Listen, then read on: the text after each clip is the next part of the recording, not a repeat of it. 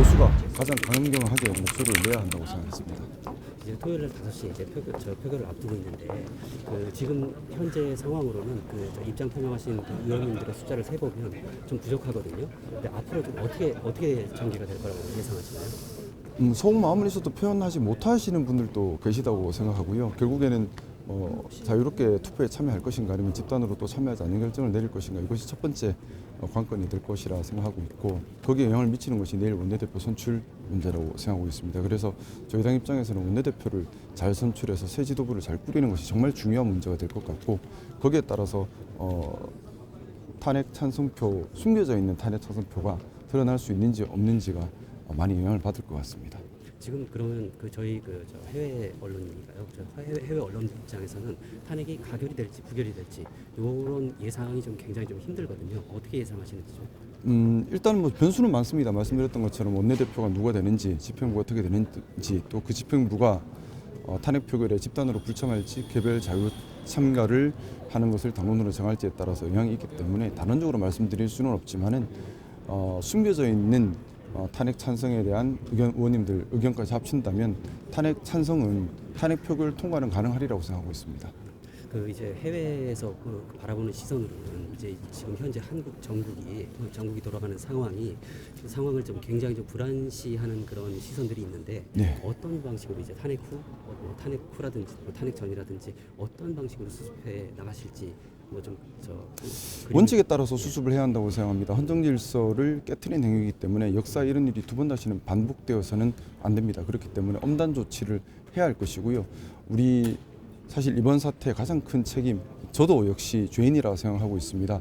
우리 여당에서도 국민들께 진정 어린 사죄와 반성을 하고 처음부터 다시 시작한다는 마음으로 해야 될 것이고, 진정 어린 사죄와 반성이라고 하는 것은 말로만 하는 것이 아니라 행동으로 보여줘야지만 국민들께서 받아들일 수 있다고 생각합니다. 그 행동으로 보여준다는 것이 탄핵 표결에 적극 찬성해서 우리 보수를 배신한 윤석열 대통령에 대해서 엄단하는 것이라고 생각합니다. 아울러서 우리 보수는 지금부터라도 우리 보수의 가치, 공정하고 합리적이고 자율적이고 자유로운 사회를 건설하겠다. 또한 헌정질서와 자유민주주의를 철저하게 수호해 가겠다. 이런 다짐과 가치를 하나하나 다시 실천해 가면서 국민들로부터 신뢰를 다시 받아가야 되고, 그것이 유일한 길이라고 생각하고 있습니다. 그 입장이 진짜인지 아닌지는 알 수 없겠지만은 저는 대통령실에서 탄핵 결정을 받겠다라고 선택을 했다면 저는 잘한 결정이라고 생각합니다. 당연히 탄핵 결정을 받고 심판을 받아야 됩니다. 그러면 2, 3월 퇴진론은 이유가 없어요? 저는 반대합니다. 저는 2, 3월 퇴진론 아니면 조기 하야, 즉시 하야는 찬성하지만 조기 하야는 기한도 불확정적이고 또 대한민국이 계속해서 불안정한 상황에 있게 되기 때문에 기본적으로 반대하는 입장입니다. 지금 한 대표는 계속 그런 입장인 걸로 알려져 있는데 대표님과 제가 생각이 같지 않을 수도 있죠. 혹시 한 대표한테 하고 싶은 말씀 있으세요? 대표님께서 좀 더 강단 있게 윤석열 대통령의 잘못을 정확하게 적시하면서 보수의 가치를 지켜주시고 보수의 가치를 방향타로 해서 당을 이끌어 주시기를 부탁드리고 싶습니다.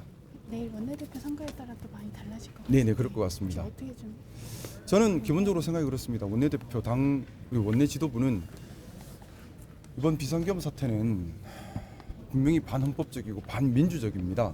대통령이 그 일을 했습니다. 그러면 이번 이런 비상계엄에 직간접 영향력이 있었거나 또는 대통령과 지나치게 가까웠던 분들은 국민들께서 원내 집행부가 되는 것을 허용할 수 없는 일이라고 생각하고, 또 그것이 사리에도 맞지 않다고 생각합니다. 그렇기 때문에 기본적으로 새로 구성되는 집행부는 이번 이런 탄핵 참사와 계엄 참사와 직간접적인 영향이 없고, 또한 대통령과 지나치게 가깝지 않았던 사람들 모두가 책임을 져야 됩니다. 모두가 죄인이긴 하지만 상대적으로 그 죄가 좀 덜한 사람들 위주로 집행부가 구성돼야지만 이 혼란을 수습할 수 있고 또 국민들께서도 뜻을 모아줄 수 있다. 저는 그렇게 생각하고 있습니다.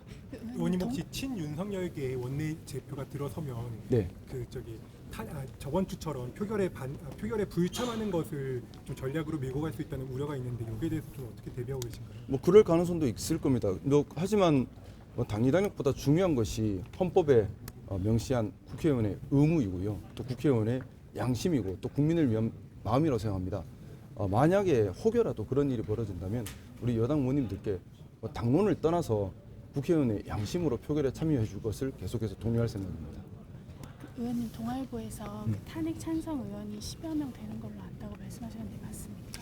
뭐 제가 뭐 몇 명이다 정확하게 말씀드리긴 힘듭니다. 왜냐하면 탄핵에 반대하시는 분들께서는 계속해서 탄핵에 반대하도록 설득을 하고 계시고, 또한 조기 하야론이나 이런 쪽으로 어떻게 보면 탄핵을 반대할 명분이 필요한 분들께는 좋은 또 명분이 되고 있기도 하거든요. 그래서 계속 변수는 있습니다만, 제가 보기에는 좀 명시적으로 의사를 표시하지 못하는 분들까지 포함한다면 10명 전후에서 계속 인원 변동이 있는 것 같습니다. 탄핵 찬성이요? 네네. 표결 참여는 더 많나요? 표결 참여는 좀 불확실합니다. 제가 표결 참여까지는 뭐 제가 다 알 수는 없고요.